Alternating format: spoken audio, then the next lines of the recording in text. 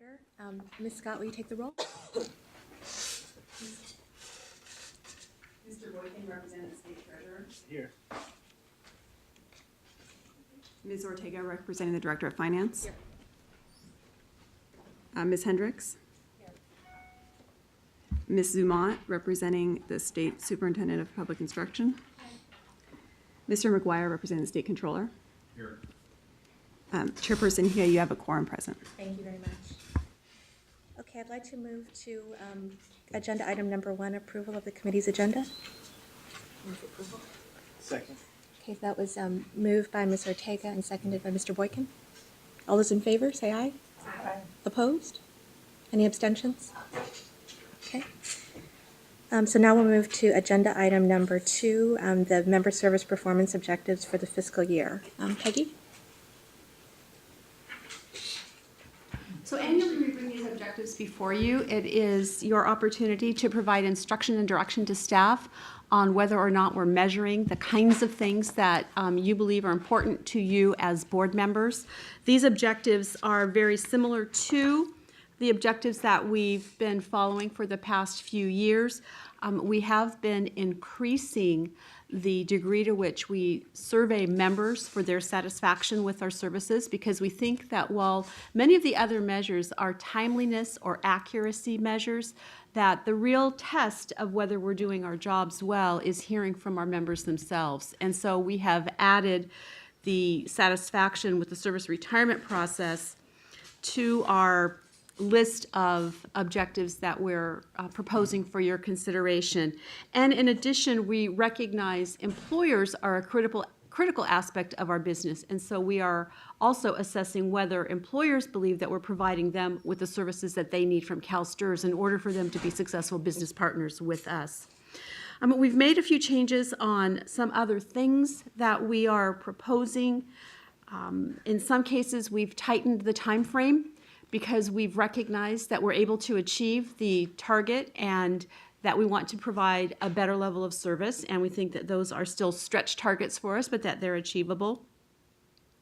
And we've made a few changes to add in things that we haven't been measuring for you in the past, but we think are better indicators of our overall performance and would provide you with more guidance and direction on the work that we're doing in the benefits areas in terms of delivering services to members and employers. So I'm happy to answer any questions that you may have regarding these objectives. I have one question. One of the new objectives that you're proposing is a service objective regarding the submission of the monthly contribution reports within 30 days. I think those come to us from the employers. I guess I'm just curious, that seems like an item over which something we don't control. Well, we actually do want to measure this because employers are required by law to submit their reports within 30 days, but they have a grace period of 45 days. And we have many employers who are submitting their information. The grace period is an additional 15 days, not an additional 45 days. Okay. I'm sorry, the 45-day total before they're penalized for late reporting. So we were trying to encourage employers to report to us within that 30-day window initially. And we have a number of employers who are doing that. And we want to, we believe that what gets measured gets managed. So to the extent that we're able to provide this information out to other employers, it presents a challenge to them to actually submit their reports to us within that 30-day window. The sooner we get it, the sooner we can provide an accurate benefit payment and minimize the number of adjustments that we have to make to a benefits initiation process.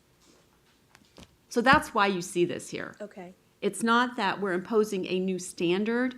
It's that we're just trying to show employers where they have flexibility to actually meet the standard in the law without moving into the additional 15-day grace period. Sure, and I think my question had more to do with many of the other objectives that we have are performance measures executed by our staff and within our control, whereas this is something that's we don't directly control. I think there's probably communication and that we can do to incent employers to provide it timely, but that was why I had the question. And it's also a result and a reflection of the amount of training and support that we're giving to the employers in order for them to be able to provide us with that information faster. Okay. Okay, Paul? Thank you. Let me figure out how to do this. mic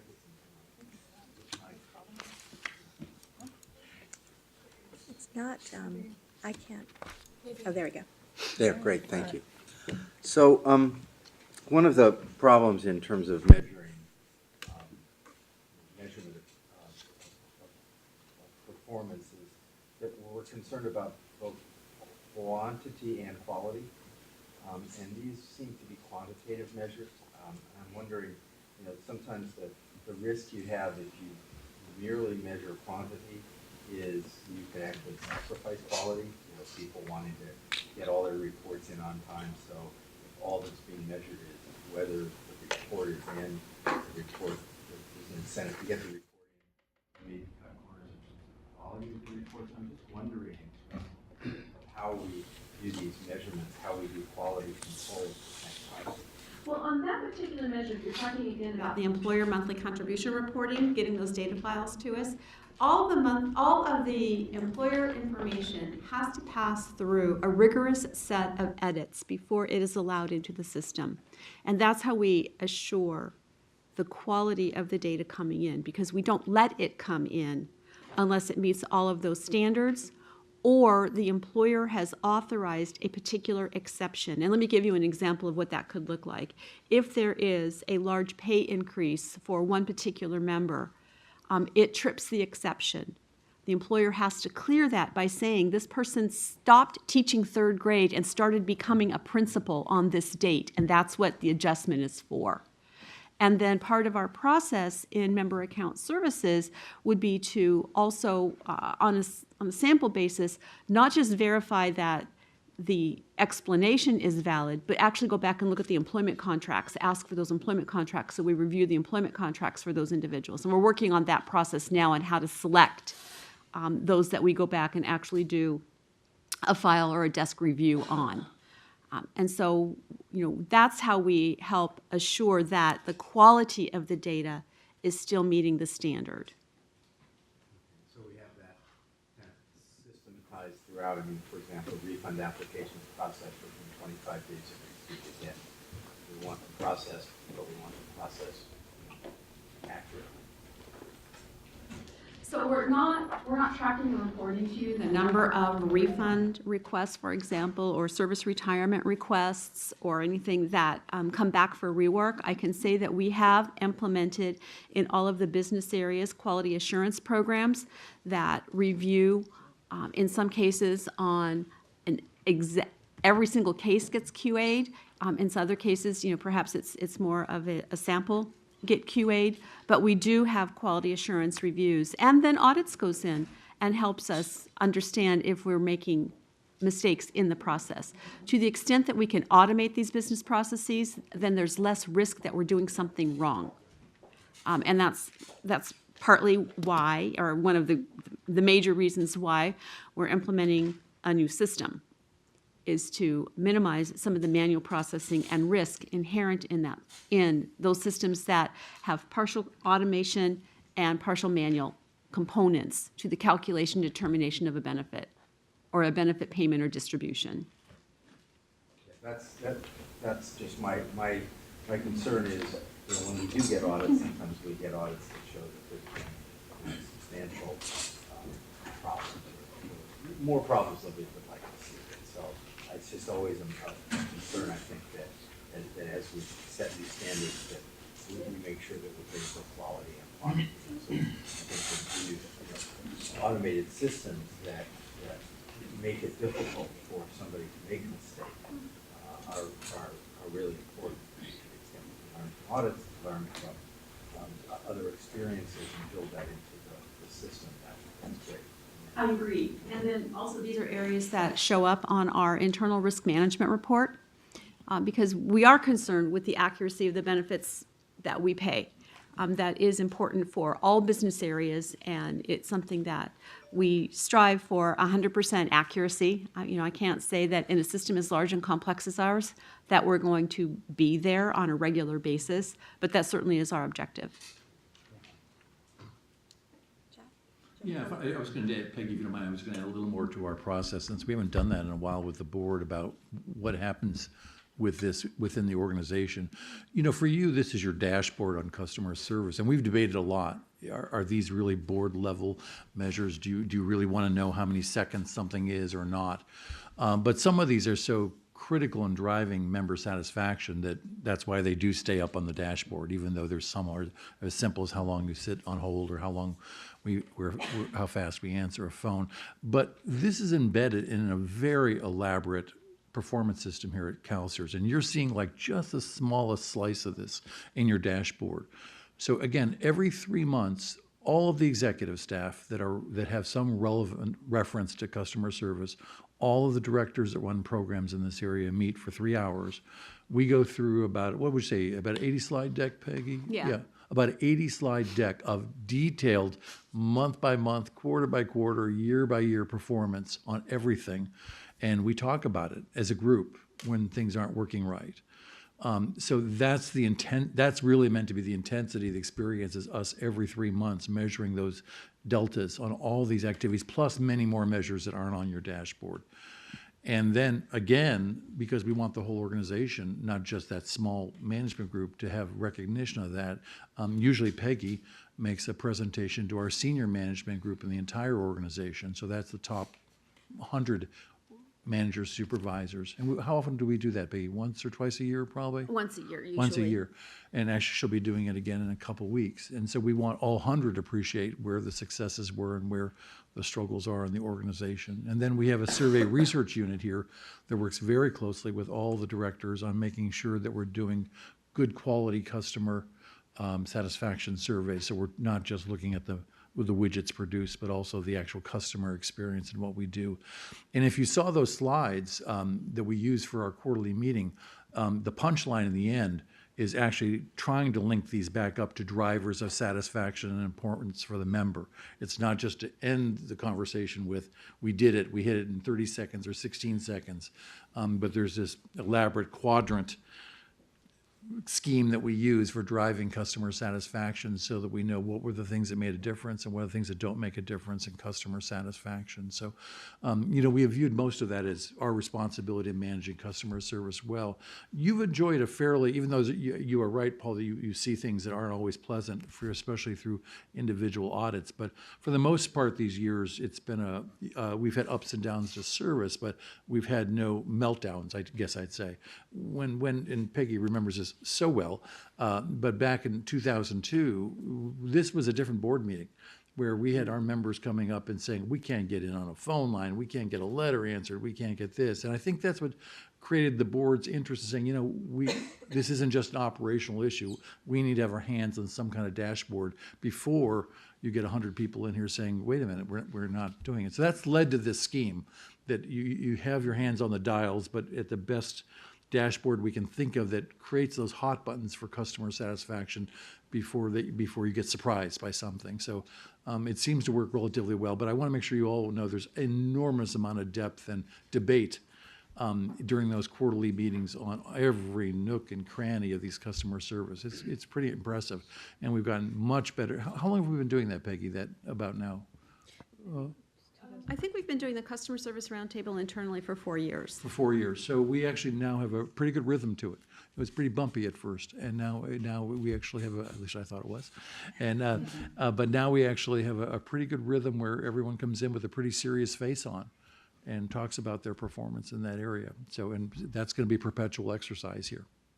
And they also talk about their success stories, which is also important because that's what we want to feed back to staff. So if I could, I want to just do one quick shout out that is in support of these performance objectives. The ones that you see for customer service around our call center in particular, not the correspondence aspects of it and the online messaging, but just around the correspondence. We have struggled with that 30-second, 70% and 30-second objective for years. And for the month of August, shades of Dana, I might even cry. We hit 71% of our calls answered within 30 seconds. That is the first time that we've been able to do that. Our annual average speed to answer was well within the 120-second objective. In fact, it was less than a minute. We had an abandon rate that was about 4%. That is an industry desired standard. Anything less than 5% for us is really good. That comes about as a result, in part, of what we've learned at the Customer Service Roundtable, that the things that drive member satisfaction in relationship to the call experience is being able to get through and having knowledgeable workers. We've been able to work on that, but it's taken us a long time to get the right staffing pattern in there, and then we've had hiccups in the process where we've lost a big chunk of our staffing component when we lost students who were helping us do that work. We lost other components of our staffing process or became less efficient during the furlough years, which increased tension and stress on staff. But I think we now have the right level of support for the contact center to meet the current demand. That's not to say that we're always going to be able to achieve those targets. The first 2 days of this month, we've exceeded them as well. So by exceeding, I mean we've beat the benchmark, and we're where we want to be, even though on Tuesday, the day after a Monday holiday and the day after a 2-day weekend and the beginning of the month, and we took 1,200 calls, and all of them were well within these limits. So, or the vast majority were. We certainly met our service objective for that day. That level of commitment really comes from building a customer contact center that has the right amount of resources, the right kind of training, the right kind of support, the right kind of organizational visibility, and working on better relationships with other parts of the organization to keep our contact center agents well aware of what's happening in the organization, so they're prepared to answer member questions when those questions come in. Those things all contribute to member satisfaction, and I'm very proud of the work that our contact center has done in recent months to improve the level of service that we're providing to our membership. So thank you for that indulgence. No, that was great, Peggy. And I would also just note, while I appreciate the comment and agree with the comment Paul made about trying to find ways to balance both our quantitative as well as qualitative goals and objectives. I also noted that there are several other objectives that you're proposing to change where, we've been successful in meeting a certain threshold and are sort of then pushing ourselves to make that threshold a little bit higher, a little bit more challenging. So I think that's great as well. Let's see, I think Sharon? Yeah, I was just going to ask, actually, related to the call center, what trends are we noticing around the contact that our members are making in terms of, I'm just curious about online messaging versus phone calls versus good old-fashioned, stamped letter, or can you comment on that a little bit? Because I'm just curious, if, when you have these roundtables, are you noticing trends in how members are interfacing with you? We do look at that, and actually some of that will be in the end of the year report that you'll receive in support of your October board meeting. So just as a preview, we rarely get correspondence in forms of a paper letter from a member. I mean, we get some, but it is definitely not the preferred channel of our membership. By far, the preferred channel is still the phone. When people have a question about a payment, they want to talk to a person. If they have a question about a process, they might be more content with an email query, particularly if it's something that they want to be able to refer to later on as guidance. And so, they may be much more receptive to that as a communication tool. We see peaks and valleys in the number of calls we get, and sometimes we can tie them to specific events. We know that we'll get an increase in calls as a result of the release of 1099s. We know that we'll get an increase of calls in response to member newsletters that we send out, changing rates. Sometimes we get an increase based on something that has happened in the media, although not as often.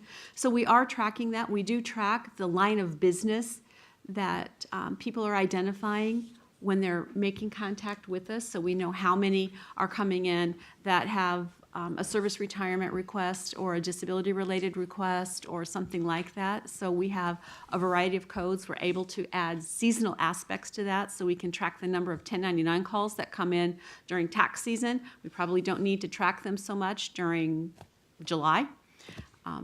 So we have the flexibility to drill down to what is it that members are asking us about. And then we're able to feed that back to the other business areas.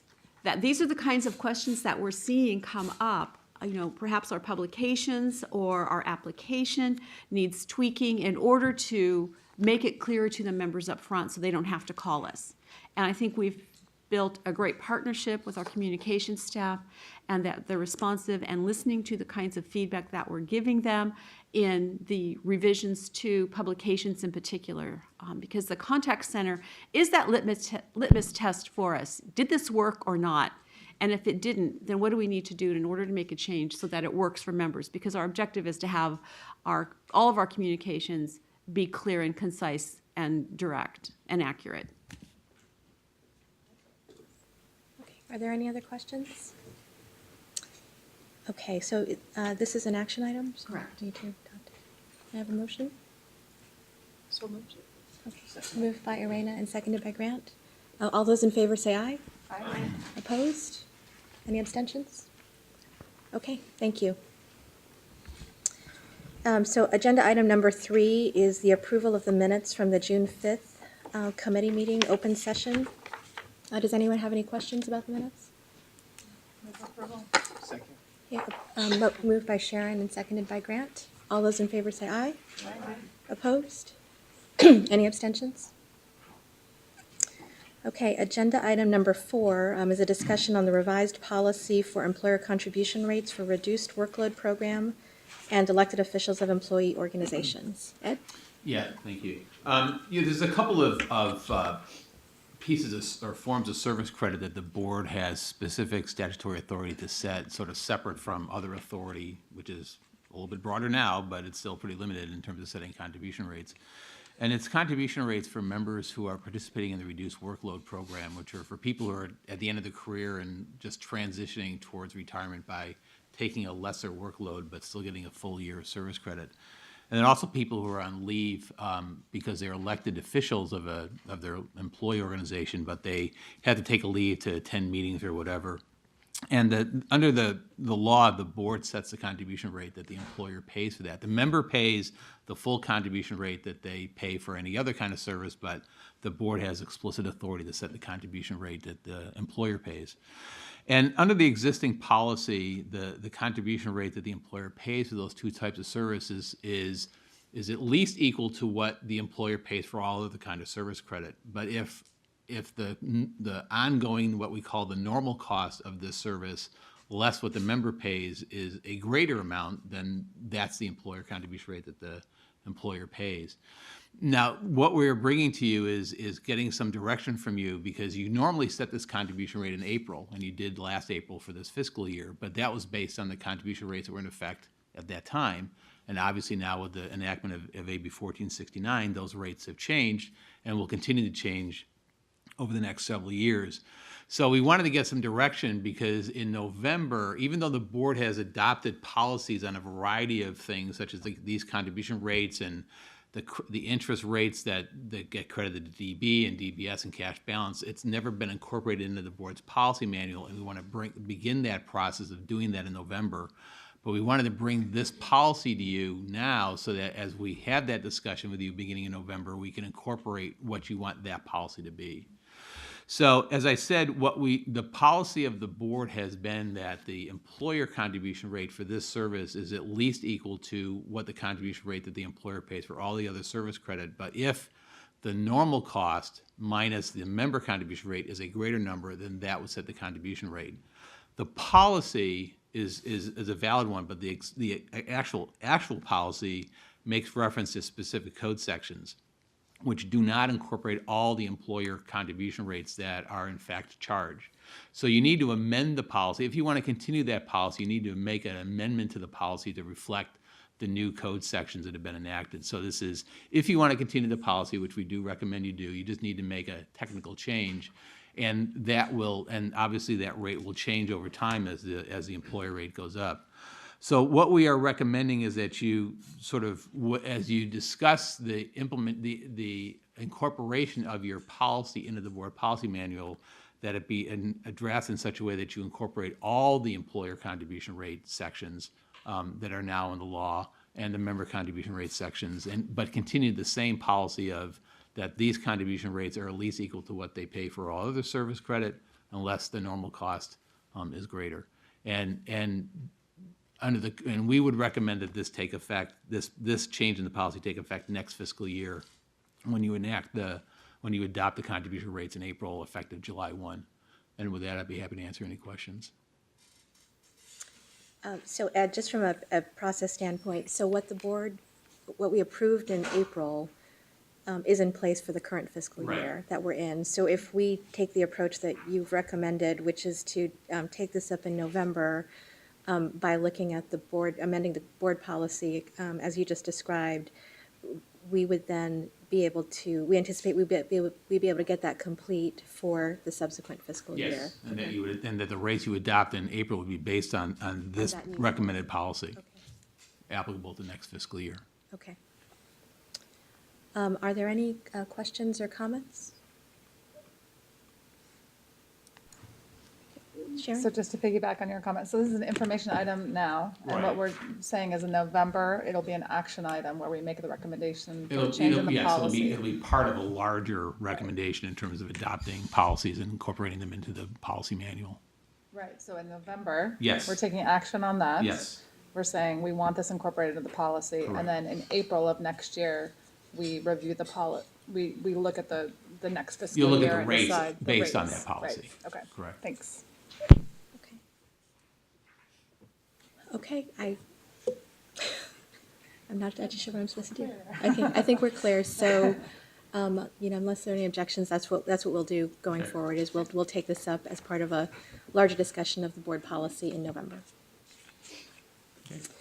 Okay, the next, let's see, agenda item number 5 is a discussion on the CalSTRS cash balance programs. Ed? Yes, you'll recall that back in April, the board adopted additional earnings and additional annuity credits for the DBS program and the cash balance program. And there was a fair amount of discussion about, there is an existing policy that the board has that determines at what point and at what level additional earnings and annuity credits are awarded by the board.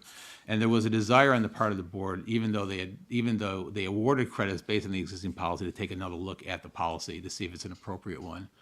And we felt that there was a number of issues that came up in the course of that discussion, one of which was some questions around the legal issues surrounding the cash balance, the 2 cash balance programs that we're referring to. Another issue just around how the funds are invested in terms of, and making sure that it's properly hedging against the guarantee that the programs provide. And so we're going to have those discussions at the beginning of the November meeting, at other points at the board meeting in November, as well as started taking a first look at the policy itself and see if you want to continue with the existing policy or make some changes to the policy. We felt it would be helpful to sort of step back, because it's been several years since these programs were adopted, and sort of just provide some basic education to the board or to the committee about how these programs work, because these are unusual programs. We're probably maybe the only pension plan in California that offers these kinds of programs, and they are unusual in the industry, although they're becoming much more common in private industry as a means of providing retirement benefits, although really as their primary retirement benefit, not a supplemental benefit. But we wanted to provide you some context in terms of how these plans work, how they differ from a traditional defined benefit plan like the DB program, and it might help provide some context of, as you look at the policy beginning in November, in terms of what's the right basis to determine at what point and how much of an additional annuity or earnings credit you provide. So basically, the way a cash balance plan works, and it's sort of a hybrid. I mean, we see ourselves as a hybrid system and then it's sort of this hybrid within the hybrid. And so a cash balance plan, we have 2: the DBS program, which is a program that DB program members participate in, and then the cash balance benefit program, which is a program that's available to employers to offer to their employees who work on a part-time basis, and that's as an alternative to the DB program. They have components of both a defined contribution and a defined benefit program. It's like a defined contribution program in the sense of that the benefit that a member gets is based on how much money they contribute and what's in their account at the time that they retire or become disabled or quit working. It's not based on a formula like a DB program, which is based on your age and your service credit and your final compensation. It's just based, what is my account balance? That's what I get when I retire. I can get it as an annuity, I can get it as a lump sum, I can roll it over into some other qualified plan. But it also has a feature like a defined benefit program, not because it has a formula. It is based on an account balance, but the account itself is guaranteed that you will get, the member will get when they retire the amount of money they contributed, either by them or by their employer, depending upon the program. There is interest that is credited, that is guaranteed to be paid, and then on top of that, the board, as we've said, can award additional earnings credit, sort of equivalent to like a dividend, if the funded ratio of the program is large enough, in excess of 100%, that it can afford to award that credit. So it has features of both. There's a guarantee, but it's on an account balance. So, but it's a very important part of these programs that there is an expectation of these additional earnings credits and annuity credits being paid, because the guarantee that the board guarantees get credited as interest is based on a 30-year treasury rate.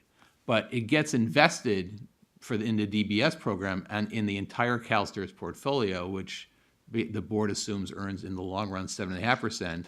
In the cash balance program, it doesn't invest in private equity or real estate, so the assumption it earns 7% in the long run. So there's this spread between what is being guaranteed to the member in terms of interest credits versus what we expect in the long run to earn on our investments. And it's that spread that goes into what's called the gain and loss reserve. And as the gain and loss reserve gets to be big enough, you can see on pages 17 and 18 how much the funded ratio of the plans can increase. And at a certain point, it becomes the expectation that you would award additional earnings credit. Sort of, I mean, the bottom line is the way the plan is designed and the way cash balance plans are designed, the expectation is that over time, that the amount of money that gets awarded in total in interest credits should approximate what it is the fund earns. So with a DBS program, we would assume that on balance in the long run, it would pay about 7.5%, even though it only guarantees right now about between 3 and 4%. So the issue that the board's going to have to deal with as they look at the policy is what's the right amount, what's the appropriate level of funded ratio, at which point you award additional earnings credit. And I think certainly one of the things you want to be careful about is that with our investment allocation, there is a fair amount of volatility in our investment returns, and we need to protect against that. I think one of the things that differentiates a cash balance plan from a traditional DB plan is a lot of times DB plans in a really robust investment market may become very overfunded, and there is often a tendency sometimes to address that by reducing the contribution rate that gets paid by the employer, sometimes by the member, to fund that. And then if the market does a nosedive sufficiently that something has to be done, you got to increase contribution rates. That's not much of a threat in a cash balance plan because you've got that buffer between what it is we're guaranteeing versus what it is we're earning in the long run. You don't necessarily have to increase contribution rates to get it back to fully funded. You can see how quickly the two cash balance plans recovered from the 2008 and 2009 downturn, where it was 88% funded in 2009-10, and by 2010-11 it was over 100% funded, because you're guaranteeing a much lower rate than what you were earning. So as you look at the policy in terms of how you determine at what point you dish earning credit, you don't want to make the threshold so high that it becomes nearly impossible that a credit gets paid, because then you're just going to accumulate a lot of money in the accounts in the program, and there's no place for it to go. You're protecting against something that you probably have excessive protection, because even if there's a downturn in the market, it will, under normal circumstances, eventually recover. So I think that when Milliman will come back next month with some suggestions of how to look at it, I think they're inclined to try to have some measurement of the volatility of the investment returns and using that as the basis, rather than basing it on its current policy, which is once the funded ratio hits a certain percentage based on what the minimum guaranteed interest is, that I think they will recognize the need to have some change made to the policy, but I think it'd be important to, when you look at this, is to not make it such a high threshold that it becomes nearly impossible before credit is paid. Because it is expected in these kinds of plans that you do pay credits. So with that, I'd be happy to answer any questions that people might have. Any questions from the committee? Paul? So, the design of these plans, I mean, the way we do it is we guarantee a low rate, but we invest for a high rate, which is not necessarily the way all cash balance plans are managed. If the money is just invested for a cash balance plan, and the expectation is it's going to pay 4%, then usually the objective is to earn 4%, as opposed to try to earn 8%, because then you're taking on more risk than what your obligation is. So we've got kind of a funny situation here, which is that we're really not investing for what we're promising and the risk that we're taking on. And so I think what seems to me to be the issue here is that creates the possibility, no matter how we design this, that basically, if we had a good year and we then added credits, and then some people retire and get those additional credits, then subsequently new people come into the system, but now the value of the program assets has dropped because we have a market downturn. The new people are not going to benefit when there's a recovery, because we earlier depleted the value of our assets when we made additional credits. And so the fact that we are changing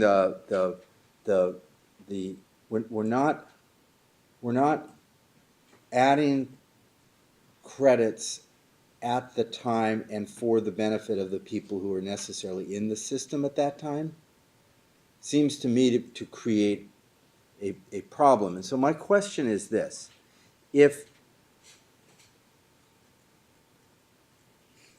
is it allowable under a program like this to essentially, when somebody retires, to true up their account just for that person, to say, okay, we've been crediting you at the 30-year Treasury rate for the 20 years you've been involved in this program, but in fact your contributions have grown at 7% during that period of time, and so we will just true up you but nobody else? Or is that not allowed in this? That would not be a cash balance program. That would be a defined contribution program. And a cash balance program is under the Internal Revenue Code a defined benefit, so it has to be a definitely determinable benefit. In fact, members don't actually have an account. It's what's called a nominal account. So they don't actually have, they have credits that are based on contributions and interest credits, but that wouldn't be allowed, because that would be effectively a defined contribution plan. And and in terms of your earlier comment, I think they were in fact in the system at the time that the high earnings were earned, because it's every active member. I mean, like the board awarded the additional earnings credit based on the June 30th, 2013 valuation, and the earnings credit was awarded to people who were members as of that date. So they were the ones who benefited from that, from those from those high earnings, and they're the ones who are benefiting from the credit. Yeah, I'm talking about people who would then enter the system afterwards. Right, but they didn't. But they weren't there when the earnings were earned. So right, but if the earnings were earned and then there was a a downturn, Right. then we would be more underfunded than we would have been. That's And true. therefore, the period of time, then we could have many years of really good earnings that don't lead to additional credits for the new members. Well, it depends on how good those earnings are. I mean, as you can see, Well, we, you yeah. know, I mean, you're looking at this Obviously, it table, depends on- we dropped tremendously Right. in 2008, and we recovered within a matter of a few years to the point where we were at a point where you could award a credit. And, you know, and you have to remember that, you know, generally speaking, our members will be in the system for 25 or 30 years.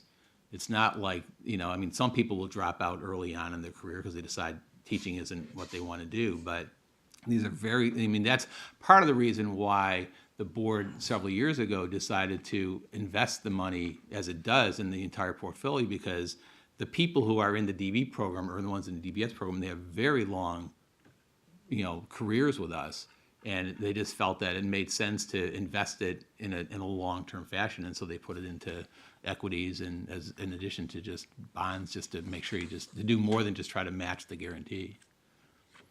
Yeah, but I mean, yeah, okay, I mean, there's still a mismatch here between, you know, it's basically the conclusion says, the great thing about a cash balance plan is you don't sacrifice returns, but you reduce risk, and I don't really think that's true. I don't really see how you ever do that. And so, you know, if you want more returns, you do take on more risk. So I think so. Will the board have a chance to change the policy? Yeah, absolutely. Let me finish the question. sorry. So by the time we have to make a decision as to whether to award additional credits next year? Yes, you can. You will start the discussion in November. You could either make the decision in November or at the next meeting in February. You will see the valuation April. So that would be the next opportunity to award a credit. And I will tell you that given what the market did last year, that's certainly an issue that you're going to have to address in terms of whether or not you award a credit next year or not. So that you will have an opportunity to modify the policy before you reach that decision. Great. Thank you. Let's see, Terry? Thank you, Madam Chair. Ed, I'm going to assume that there are no vested rights or benefits associated with these programs. No, don't make that assumption. That's what we're going to talk. That's another matter that we're going to be talking about in November. These are defined benefit programs. All right. So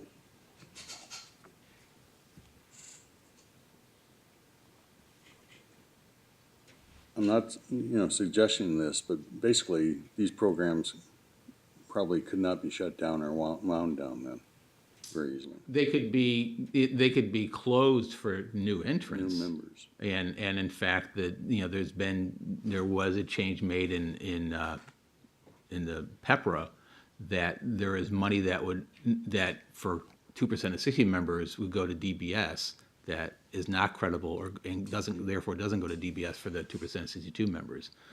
It's a very small piece of it, but I mean, there have been changes made to what goes to DBS as it applies to future members, but it's a relatively small change. Okay. Is the crediting of interest at the 30-year treasury rate, invested rate? No, I mean, that'd be on that basis. No, that's a policy that the board sets. Okay. So you could adopt a different policy. I will defer to Brian on that, but I think that is an explicit policy of the board. It's not in Okay. statute. But has this program been looked at? I know we experienced a downturn relative to the market in 08, 09. But has this program been looked at relative to a downturn like that in conjunction with an extended recovery? In other words, not a rapid recovery, but maybe no recovery, and interest rates going to levels seen in late 80s or late 70s and early 80s, where a 30-year treasury could be 15 to 20% that you have to credit to these accounts. We haven't modeled that. I mean, in terms of a single-digit returns, but a double-digit crediting. No, we haven't modeled what that would look like. No. All right, I don't know what the probability of that occurring is, but I mean, Well- it's, it may not be high. you're right. I would just like someone Sure, on we can take a look staff at or that. the actuary or an investment office to look at a scenario like that in relation to this program. Okay, we could take a look at that. Because the crediting at the 30-year Treasury rate, if that's a commitment for some period of time, it could be problematic. Okay. Thank you. Irena? Could you talk a little bit about how the benefit is paid out at retirement?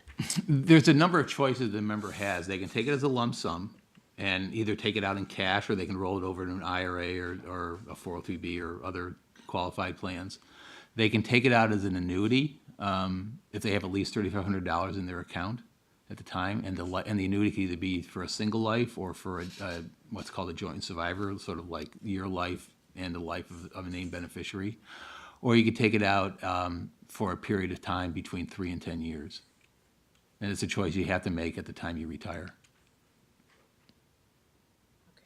And does STRS operate the annuity portion? We do. And how is that benefit calculated? It's calculated based on, the annuity is based on the assumed rate of return in the program. So it's based on the 7.5% for a DBS and 7% for for cash balance. Does the crediting the annuity at that rate of return, is that risk, if any, factored into the kind of the risk analysis that Milliman might do in terms of? Well, yeah, actually, that's one of the things that in terms of what the annuity credit ought to be, and that was something that Milliman actually made reference to back in April, is that, perhaps the annuity credit ought to factor in the fact that it's already got a guaranteed, in the case of DBS, a 7.5% return. Right now, it's not, but I think that's probably one of the things that when we look forward to look at the policy going forward, that'll somehow get factored into it. Sharon? Yeah, I just wanted to comment, given Terry's comments about the DBS and CB program, because I've been learning a lot about that at the community college level. And I do think those programs, my understanding, started in 2002, right? DBS. For DBS. Cash balance is 96. Cash balance was 96. But, really to kind of provide some kind of, savings plan for folks who do earn over a year's worth of service credit, and not to spike their pensions in the Correct. DB, but to kind of provide. And I do think that's an innovative, I know there's not a lot of examples of other funds that do that. And then with the cash balance, I know a lot of part-time community college faculty, as well as, part-time teachers in K through 12, it gives them an alternative, to Social Security, and I know a lot of part-time faculty wrestle with how to save for retirement, and I know that the cash balance plan, although there are issues that they can, that continue to be raised about, the return, and I think there are questions around the CB contribution rate in light of AB 1469 as well. But I think it has proven itself to provide an alternative investment channel for those part-time community college and part-time teachers. So I do think those programs have brought a lot of value and retirement security to our members. So, Right. so I think the question, getting back to Paul's comments, I think, as we think about policy changes, I'd be curious to hear. So you said Millman's coming in November to give some comment, because it does seem like we need some direction. Yeah. In terms of what's going to be most equitable to our members, and it does look to me like maybe we should consider some policy changes. So,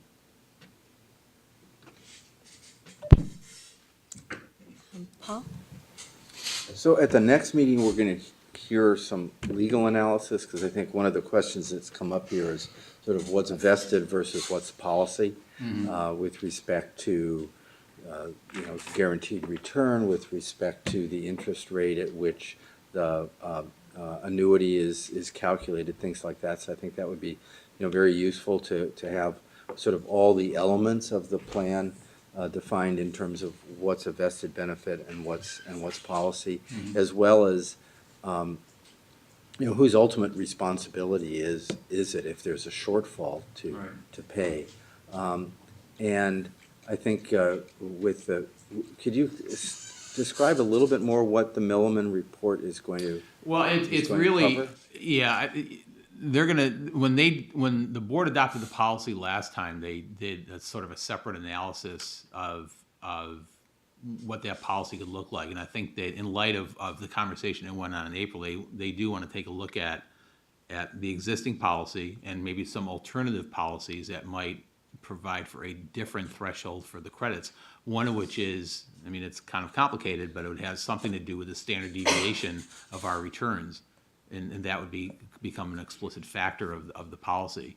We haven't had a chance to sort of talk with Milliman about the specifics about what it will look like, but basically the idea is providing one or more alternative approaches to the policy and then give you an idea of what the consequences of that is, and then provide you an opportunity either in November or if you want to have some further work done in February to modify, if you feel that's appropriate, the policy that would then be utilized in April.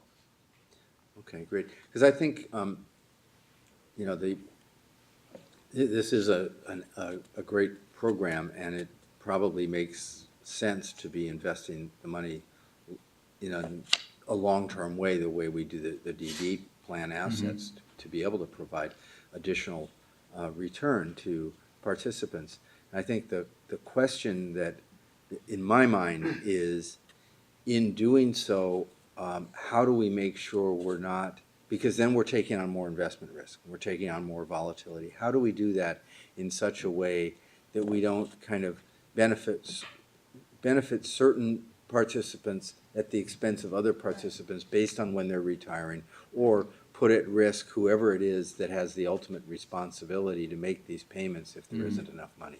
And that to me is the question. The question isn't whether we should be investing long run. The question isn't whether we should be eventually crediting the returns. Right. It's how to do so given the volatility of our investments in such a way that we're fair to everybody, depending on when they enter the system and when they leave the system. Well, in my conversations with Nick, I'm sure he's watching this, so we can certainly make sure that that's factored into it. November then. You got it, Nick? So, we can certainly have that discussion and make sure that that's covered. We weren't sure where you'd like to have the legal opinion presented. We were picturing it in closed session, and Brian and his staff are starting to that analysis. But Harry, would you want this in the Benefits and Services Committee or in the board, just so we get a place where you'd want that legal analysis? I'm thinking perhaps before the full board. The whole system, yeah. But Ed, you can, am I skipping, is somebody else in line? No, go ahead. I was just, so you can ask Nick if you're watching, or you can tell Nick to, I think the models, modeling out, I know for us, I think that helps us to kind of see the different scenarios and how those play out for our members. So if they could provide that in November, I think that would help us kind of figure out where we want the We'll try and policy do to that. go. And then I think, will he also take into consideration the scenario that Terry? Yeah, well, I'll have to talk to Nick about Okay. that, and we'll have to, obviously, I don't want to have, 250 scenarios like we just did on DV, but, Don't you need we something can to sort of do look now? at maybe something replicating what happened in the 70s and seeing what that would look like. Is that the worst one you got? Want to go with something worse? Really bad. Okay, great. Are there any other questions? Otherwise, we'll be taking this up again in November Right. and the legal issues at the full board meeting. Okay, let's see. So we actually, I think we know what we're doing here. As I understand, we have 3 items in November in 3 different committees. Is this correct? You're going to look at the policies around this with Milliman in the Benefits and Services Committee.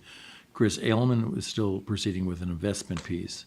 And then the legal opinion would be in the full board meeting. Is that what you're taking away? Actually, there's 4 And committees. what's the 4th? Board governance, we will be considering including the policies into board policy Right. manual. Okay. So, just, Your committee's meeting in November? yes, board governance meets in November.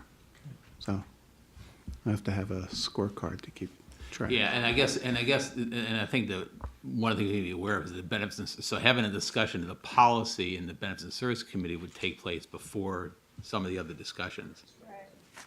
But it's identified as a first reading, so I mean, there's no necessarily an expectation that the policy gets adopted next time, and it still works in the timeframe of dealing with it and having it be incorporated in terms of the actions you take in April. As long as you adopt it in February, it should still work. But April is the point at which this issue would come up for consideration. It would come up, no, in April would be the point in which, well, it would come up in terms of consideration if you've adopted evaluation and do you, at the valuation, adopt We have additional additional credit. ones. Yeah, okay, And you'd actually execute the policy that you adopted. okay. Okay. Any other questions or about the direction? Okay, thank you. Agenda item number 6, it's the Deputy CEO reports. Oh, okay. I just want to give you an update on the transition of Pension 2 to what is now officially Voya.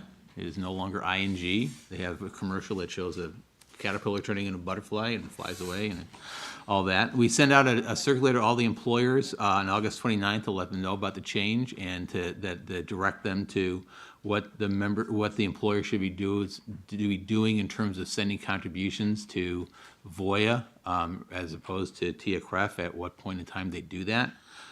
There's the employer website went live on September 3rd, so just yesterday, and it's a dedicated website for the employers to keep up to date on the transition. There's the Pension 2 portion of the website of the .com is being updated on a regular basis. We're sending out communications today to all the participants. It's like a postcard, just let them know what's going on. And the transition brochure will be going out next week. There will be a blackout October 17th for the participants. Hopefully within a week at that point, that new money coming in from paychecks will go to Voya and be invested within a week. And then probably the plan is on November 10th, the website will go live and members can do whatever transactions they want to do themselves. And we'll be conducting training with the Voya staff the week of the 15th. And we'll have a new phone number, which will be 844-ELECT-P2 will be the new phone number for the call center for Pension 2.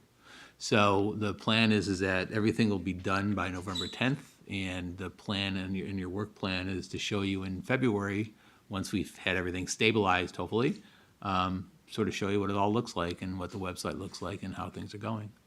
But it's moving along. Definitely, it's a big effort to move to do this, and we're looking at making some fun changes at the same time. We sort of held off on those. We want to do them everything at once, but so we're doing those at the same time. But I'd be happy to answer any questions. Any questions? Peg? So it is that time of year when we send out retirement progress reports to our members. And this is the first year that we have enforcement of our green initiative to default to electronic-only retirement progress reports. The committee members have been provided with copies of generic retirement progress reports. Those are also available in the back of the room for any individuals who'd like to see a copy. I would point out that the covers are pictures of real California teachers. And so we're happy to not use stock photos, but to actually use CalSTRS members as the face of CalSTRS for these progress reports. But I wanted to give you just a little bit more detail on what happened as a result of the full implementation of that green initiative to default members to an electronic distribution. And by the way, Sharon and Harry, yours are available online right now. We ran our annual update, which is the process that we go through every year to true up member accounts. We can't do that until all the reporting is received from our employers. And the last day they have to actually submit those reports to us and not be delinquent is the middle of August. So we run this over the Labor Day weekend, which is a very short time window, and it ran successfully this past weekend. accounts have been posted, so all members have an electronic account available for them to see through their CalSTRS account in a secured environment. And yesterday, we began the first of a series of email blasts to members to tell them that their retirement progress reports are available in their CalSTRS account. And we don't send that out to everyone at the same time because we want to allow for any member impact or consequence to be absorbed by the contact center and not have everyone try and get in at the same time.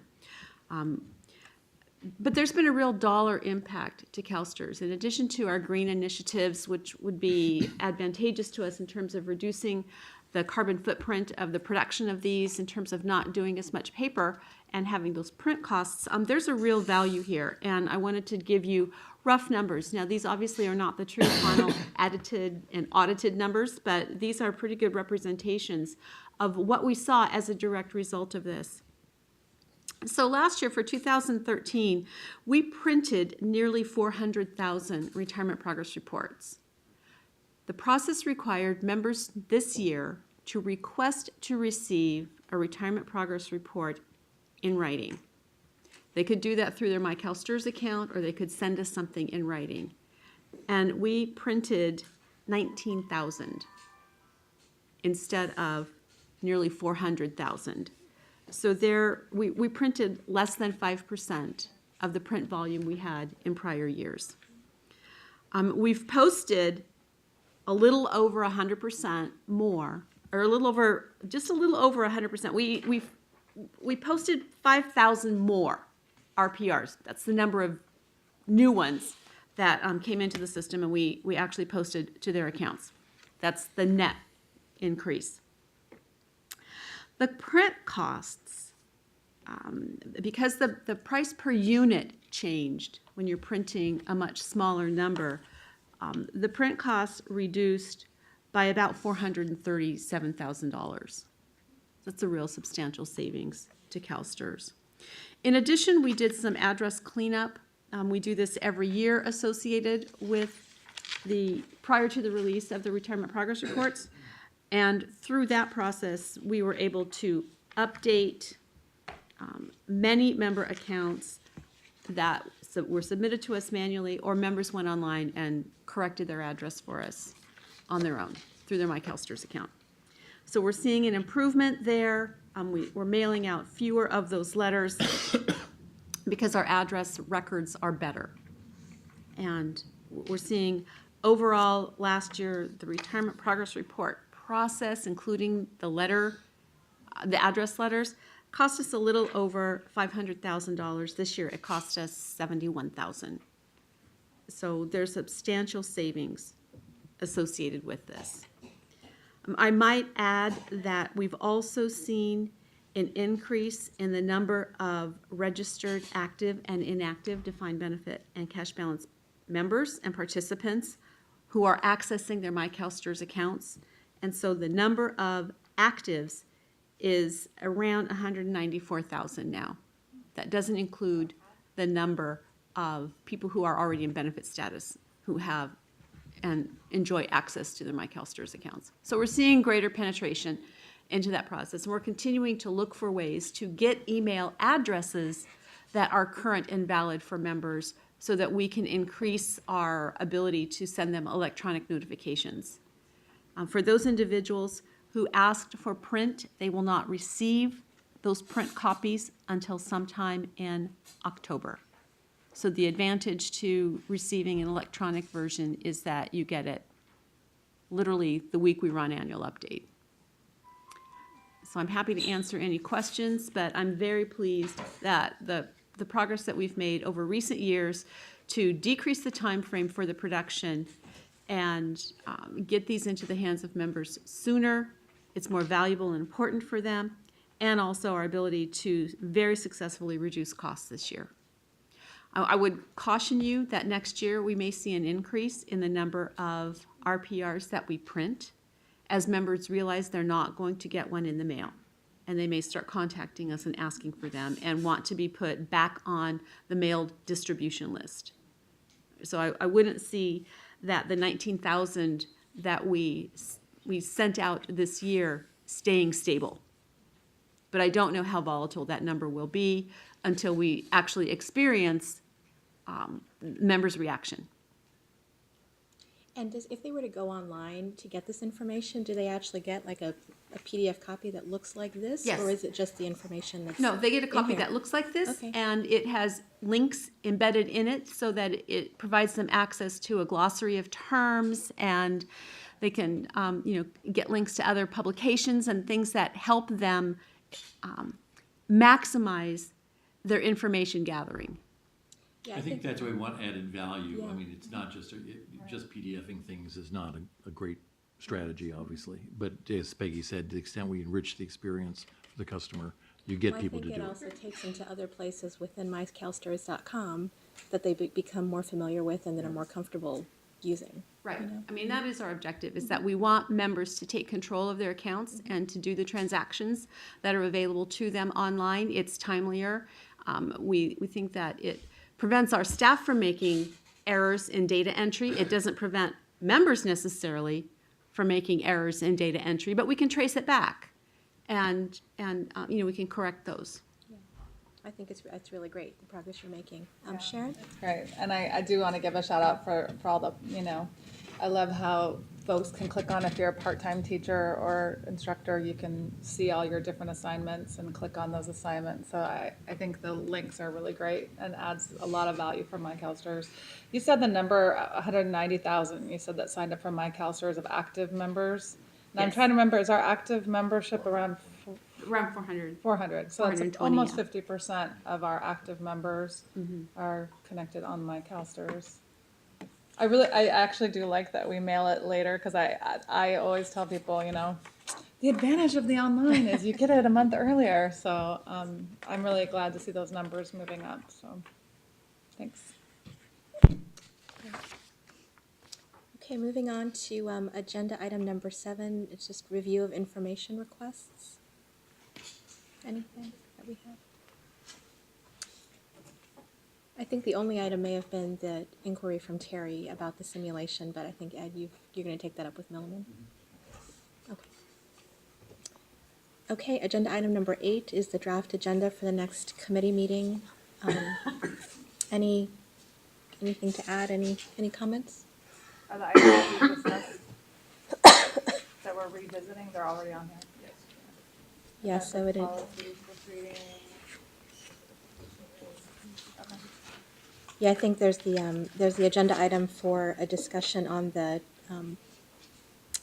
benefits policy we just discussed, and then the other items will be taken up in other committee meetings or in the full board session. 3 other meetings. Exactly. Okay, we have an opportunity for statements from the public. Is there anyone here with any comments? No? Okay, then I think we are adjourned. Thank you.